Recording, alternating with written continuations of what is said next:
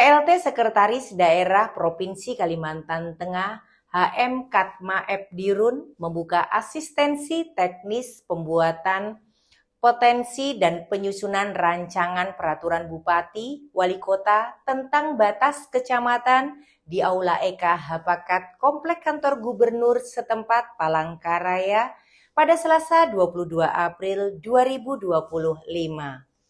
Ia menyampaikan bahwa penegasan batas wilayah khususnya batas kecamatan merupakan prasyarat penting dalam mendukung efektivitas penyelenggaraan pemerintahan, peningkatan kualitas pelayanan publik, serta percepatan pembangunan yang berbasis kewilayahan.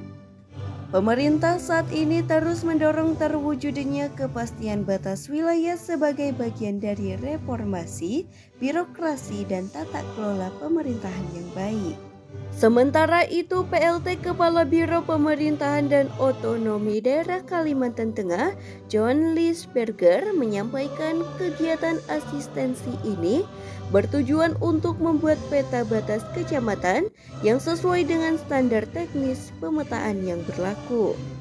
Di antaranya menyusun rancangan peraturan bupati atau wali kota tentang batas kecamatan sebagai dasar hukum yang sah dalam proses pemekaran kecamatan, serta meningkatkan kapasitas teknis pemerintah daerah dalam proses penentuan dan penetapan batas wilayah administrasi. Pada umumnya di mana-mana, apalagi negara berkembang seperti di tempat kita, ini memang kompleks persoalannya, ya. Sehingga penting adanya political will, keseriusan dari pemerintah, ya, untuk mendapatkan penegasan. Dan untuk mendapatkan penegasan ini, maka harus ada juga penegasan dalam regulasi yang diatur oleh pemerintah pusat. Nah, sehingga sehingga ketika persoalan itu dimusyawarahkan belum ketemu permufakatan, ya, maka regulasi yang lebih tegas itu dibutuhkan, ya. Dan ini semua tentu berkaitan dengan kepastian dalam memberikan pelayanan publik kepada masyarakat, kepastian dalam memberikan pelayanan antara lain pelayanan perizinan, pelayanan kependudukan, pelayanan dasar utamanya, termasuk kalau itu mengandung sumber daya alam, termasuk di dalamnya terkait dengan pelayanan pemberian izin usaha. Itu.